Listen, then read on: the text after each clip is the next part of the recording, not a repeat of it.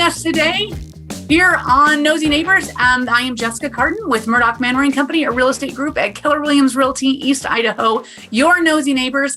And I am so excited for today's episode. We are going to tug your heartstrings and hopefully put you into action.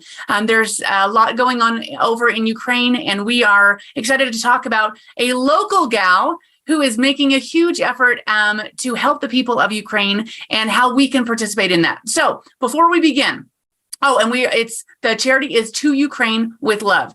So before we begin, if you love local businesses and the local area, please like and follow the Knowsy Neighbors page and take a look at all of the previous businesses that we visited and go and frequent those businesses. These are our friends and neighbors, and we want to help them be as successful as we can. And speaking of real estate and local, head over to the Murdoch Manor and Company page and like and follow over there. We've put out our recent market update video. It's been a really crazy month here in Southeast Idaho and in the United States in real estate, and we'd love to make sure that you're not afraid and that you're not worried about what's going to happen, and we get good information. And we'd love to talk to you about the best possible time to sell your house and buy a house, which is now. Okay, let's get into this. Lana Miller, the founder of To Ukraine with Love. It's actually, you're here in Idaho Falls, but this is now a worldwide charity. That's right. I live in Idaho Falls. I was born and raised in Kiev, Ukraine, and I moved here. It's been over 15 years. And so Idaho Falls feels like home. So does Ukraine. And thanks so much for having me today, Jessica. Well, it's awesome. I'm excited to talk about this. So for anybody who might not know, what is To Ukraine with Love? The most information is on our website, toukrainewithlove.org.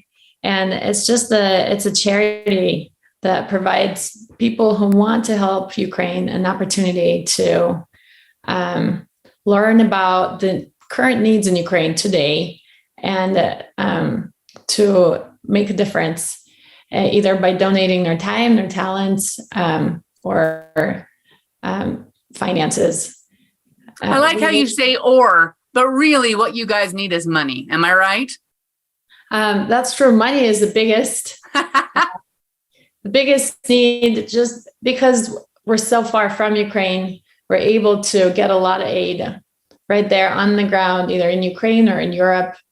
We have warehouses on the border. We got drivers and trucks able to bring the required aid and the most needed aid right there into Ukraine. And so organizing drives and things locally, your donations are only as good as your ability to ship, which is costly. And so we invite people to donate. Money is great. We also have an Amazon wish list right there. And I see that. Well, that's super helpful that you can just go in and purchase something, and does it go directly where it needs to go? It goes to our warehouse on the Ukrainian-Polish border. And so the Amazon wish list, there are instructions there. It's actually Amazon Europe. It's not the local US Amazon. And so they can ship right there to our warehouse. And then our drivers pick it up weekly and take it right into Ukraine and deliver it to the people in need. There are, water filters and bedding for centers for displaced people. And I mean, there's a lot there, and some people do not want to push the donate button. They want to do a little bit more. And so, but they don't want to go as far as organizing something for us. So this is kind of in between. And I love that. Yeah, that's awesome. So in this, I have a bunch of questions for you, Lana, but before we go in, if they want to do something, if they want to help in some way, maybe bigger, or they have questions, or they want to be involved, how do they get a hold of someone? Do they get a hold of you? How does it work if they have questions or want to do more? Right. So if you want to do more than just push the button and donate, on the bottom there in the contact us section, there's an email. And so if the easiest thing is Venmo, PayPal, or a donation through a card. But if you go to contact us, there should be an email there. You can put, or I guess you can submit a request. That's right. Mm-hmm. Well, usually we'll get it in the form of an email, and we'll reach out to you usually within one day. We have a great team of people who are donating their time, and it helps me a lot because we've had generous individuals who wanted to do more, and they reached out, and we put everybody to work who was willing to donate time, talents, or money. So I love it. So on this, you've got also social media that we can follow. So you've got a Facebook page here. And in this, if they send a message through the Facebook page, can they also get you through there? Absolutely. Perfect. And then also on Instagram. That's right. So, I mean, it's easy to get a hold of anybody who might want to help with the efforts. So let's talk about that. Let's talk about the efforts of what people can do. And so if we think about if someone wants to do this, so our neighborhood got together and wanted to do something, and so we put together and we did something. But that is really anybody can participate. I mean, you could donate funds directly, or you could get a group together to donate funds directly. So if somebody does this, how does it work? How does the money get to Ukraine? So you've got something here. How does that work? How do you get it over there? Are you going to the Ukraine regularly? What's going on behind the scenes? Sure. That's a great question. And I have been going to Ukraine regularly, but not regularly enough to be sending funds. We sent funds on a daily basis. And so we have a team of people in Ukraine on the ground. And so what you need to know, for example, Stonehaven, you guys organized this beautiful yard sale for us, which was amazing. Your impact was huge. You were able to feed close to 100 households. That was a big deal. And what you do is when you organize a bake sale or yard sale, anything on behalf of Ukraine, you either refer people to our website to donate what they have sold through Venmo or through a card. You can write a check and you can mail it to us, or you can also use PayPal. So there's so many different options. We've made it pretty easy, I think, for people to donate. You can choose your custom amount. And I mean, I just got a Venmo from a teacher in Arizona, somebody I've never met. She said she saw me on the national news when I asked, how did you hear about us? But it was in the amount of $1,009. And she said, first and second graders from our elementary school, they did a bake sale and for Ukrainian children. Please use this for the children in Ukraine. I was so touched. I've never heard of these people. I'll never meet these kids who did this wonderful thing, but everyone can make a difference. A first and second grader, a teacher, a book club, your running club, whatever people you have in your life. If you will just take one step farther and say, hey, would you guys like to do something for Ukraine with me? Most people will be willing. We have an amazing community here in Idaho and just around the US. I've seen people do amazing things for Ukraine. And it is really true. I think that if someone's willing to say, hey, I'm doing something, do you want to join me? That is a big step, because a lot of people want to do something, but they don't necessarily know what to do, or they don't want to necessarily be the point man or the leader, but they would participate if someone has it. So we did that. That was one of the things that we did. So I'll give you an idea. If someone's looking for an idea, we did Stonehaven neighborhood. We did a yard sale fundraiser, and all it really took for us was we put a Facebook group together and we did a Facebook event, and we put it out on all of the local yard sale Facebook groups and Instagram. And we took about 2 or 3 weeks of promoting it. And had people share it from the neighborhood, and it went really well. It wasn't hard, and we ended up putting together a bunch of just a street. We just put a street together, and we had tables come out, and we just spent the day I spent 4 hours selling what we could, and we ended up selling around $1,000 or something like that.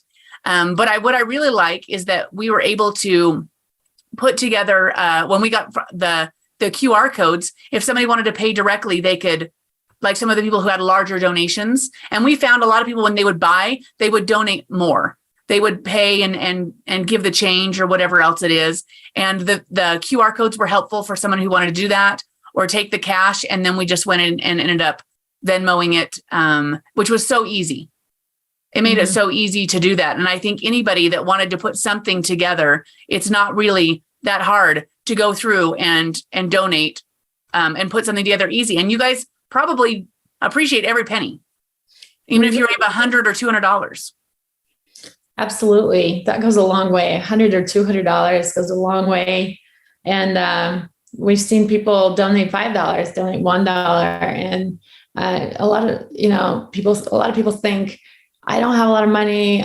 I'm not a millionaire. I can't really make a difference in Ukraine.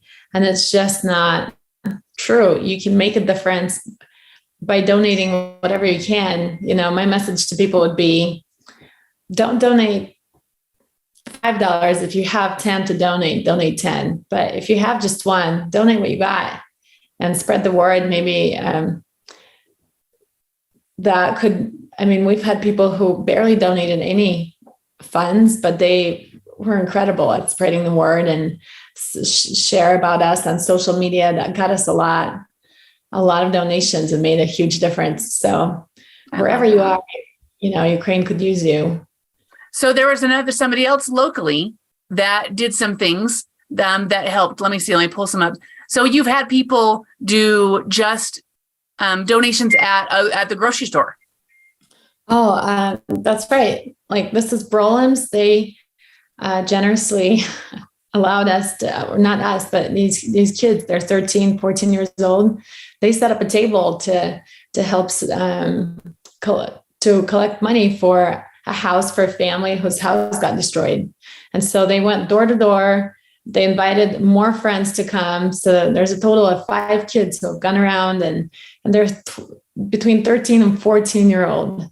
They went door to door and they said, hey, we're saving money for this project this summer. Would you help us? And people were really touched, and people were willing, and they've saved enough for two small houses now in Ukraine. So you talk about that when you say houses, and this is also is this one of the other kids in Idaho Falls? Nope. Yes. So that's a 17-year-old boy, Jaden Murphy. He's doing this for a senior project in District 93, and he is going to go to Ukraine with members of his family and help put together a modular house that it costs $15,000 to build a modular home in Ukraine and put it on the lot where a home had been destroyed. Wow. For a family. So our family has nowhere to live. If a family's living in a tent or in a cellar or wherever, there's thousands of people like that in Ukraine right now. You can put a modular home that will go on the existing lot, will hook up to existing, water, sewer, gas, and people can live there for years until they have rebuilt. But what's been incredible to me is I had no idea how big of an impact can be done by kids who are 17 or 13 who just said, hey, we're going to advocate for these families, and we're going to do something. I thought maybe they're going to raise a couple $100, but they really, people in the community have been incredible, and the response has been huge. And so for these kids to know that, hey, I'm 13 and this is what I did for someone. I took my time, and time, I think, is the biggest gift you can give, the biggest donation. Instead of watching TV or playing, with friends. These ladies are amazing. They got together and made jewelry and sold it at a farmer's market. And they raised a bunch of money for Ukraine as well. They called and said, hey, we're bringing this money to you. You got people on the ground. And a lot of these ladies have Ukrainian background, but they don't have people on the ground who can help push work through. So they said, hey, we want to give you the money so we can feed people in Ukraine together. So really, there's so much you can do. We've had kids do lemonade stands, bake sales. We've had women to sell jewelry. We've had kids going door to door. I mean, together, people have done amazing things for Ukraine. It just starts usually with one person calling friends and saying, hey, do you want to join me in doing something for Ukraine? How much time do you got? 5 hours? Okay, come join me at a farmer's market for 5 hours on Saturday. Yeah. You know. Oh, it's awesome. It's awesome. And I loved, you showed us, what I really, really loved is you showed us some of the pictures of the people that the money actually helped. So we raised our $1,000 from our yard sale, but it was so touching to me that you were able to show us that this really is going directly to people. And I wanted to show a couple things in here. Let's go like this here. I love this.